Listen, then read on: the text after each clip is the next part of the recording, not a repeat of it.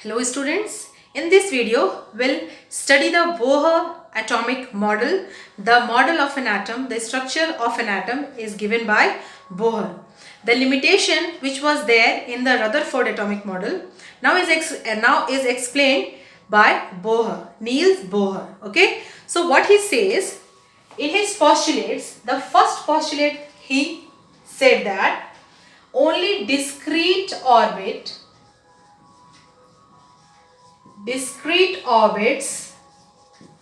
are allowed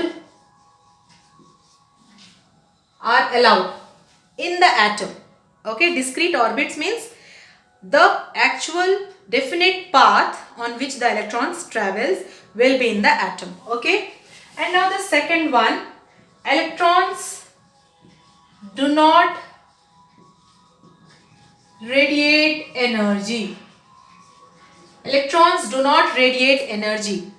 Okay, so if the electron will radiate energy, what is said by the Rutherford, he said electron will not radiate energy. If it would radiate, then the existence of atom will be in question then. Now, what is the actual atomic structure is given by the Bohr. Is this the nucleus? It is nucleus which is positive and this is atom,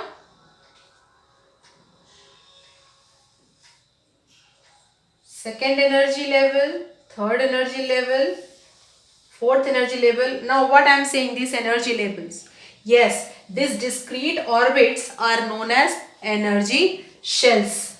These are called energy shells. Energy cells. Since these are the orbits on which the electron travels inside the atom, it is having different energies. So it is also known as energy levels. Energy levels. This first orbit, its energy level is different and it is called energy shell. First shell, its name is K.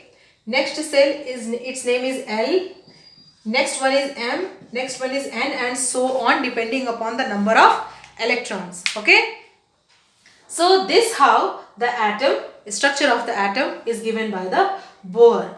Now the different atoms is having different energy, different number of different number of electrons, different number of protons. So depending upon that, Bohr and Bury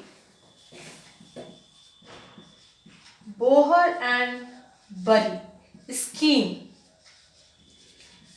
Both the scientists in their scheme, they have explained the distribution of electrons in the different energy levels in the different energy shells. Okay, so that distribution, how the distribution of electrons takes place in different atoms is given by the formula 2n square. 2n square, where n is the number of energy shell. First shell, that means n is equals to 1. Second shell, n is equals to 2. Third cell, n is equals to 3. Fourth cell, n is equals to 4. So here, it is the number of energy shells. Now, what will be the maximum capacity of the energy shells to hold the electrons? First shell, K shell, which is n is equals to 1. So it is given by the formula 2n square. So 2 into 1 square, which is 2. So the K shell will hold maximum 2 electrons. The second shell, L, which is the second energy shell. Now let us find the number of electrons. 2 into 2 square, that is 8 electrons. So the next shell, L shell, can hold maximum 8 electrons. Similarly, M will hold maximum number of 18 electrons. So it is the distribution of electrons according to the atomic number of different atoms. Okay, now the next postulates, this is the distribution of electrons. Now the next postulates, what Bohr and Bury in their scheme have said that the outermost, the different atoms will have the different number of energy levels or orbits. Okay, so if they are having one orbit, so the outermost shell will have maximum 2 electrons, that means it will be stable. Then the next shell or the outermost shell of any atom should hold maximum 8 electrons. Maximum 8 electrons to become stable. Okay. And the third postulate, which is also very important, that in any atom, it's not that if this is the first shell K and this is the second shell L, it's not that the electron will first accommodate their place in L shell without accommodating the K shell. So first the K shell will be filled, then the rest of the electrons will go to the L shell. Okay. This structure now take us to the concept of valency. Takes us to the concept of valency. Now what is valency? Valency.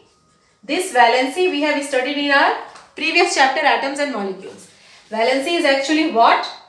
Combining capacity of an atom.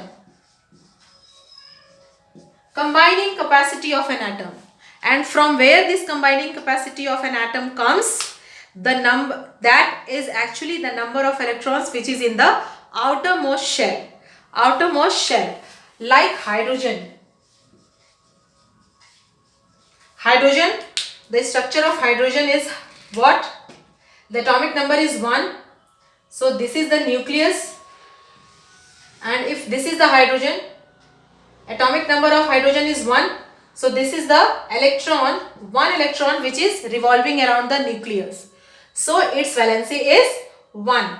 Since K shell is having the maximum capacity to hold 2 electrons. So it lacks 1 electron to become stable. So its valency is 1.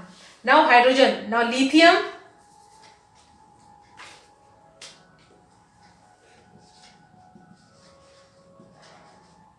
Lithium, its structure is, this is the nucleus, its atomic number is 3.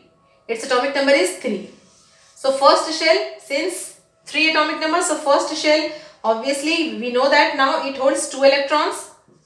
2 electrons, then the rest of the electron, 1 electron will go to the next shell, this one. So since the next electron should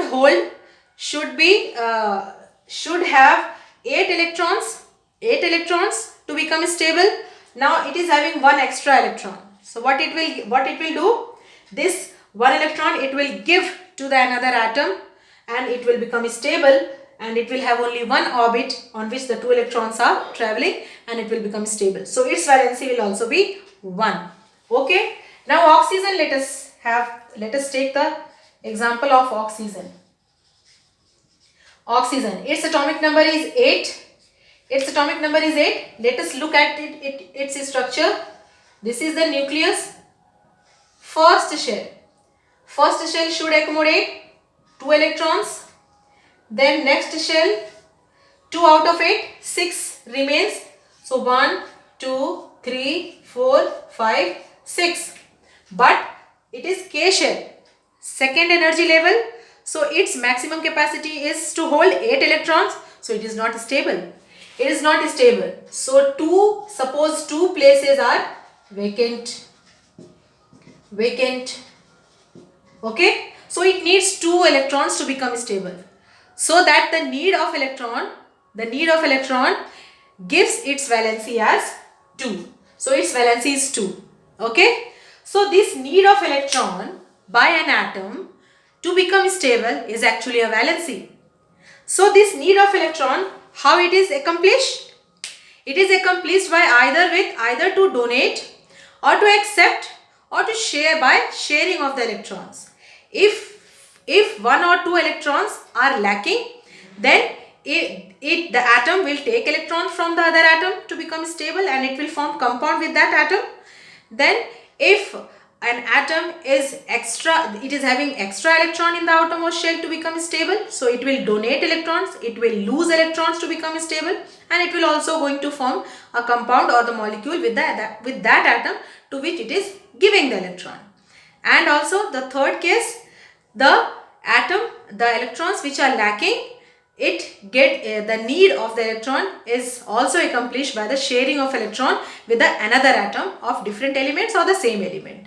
Okay, so that is what the combining capacity or the combining way of different atoms, and is actually what the valencies. Okay, so there are atoms, and the atoms are combined with another atoms of the same element or the different element is totally depend upon the valencies of different atoms. Okay, thank you so much.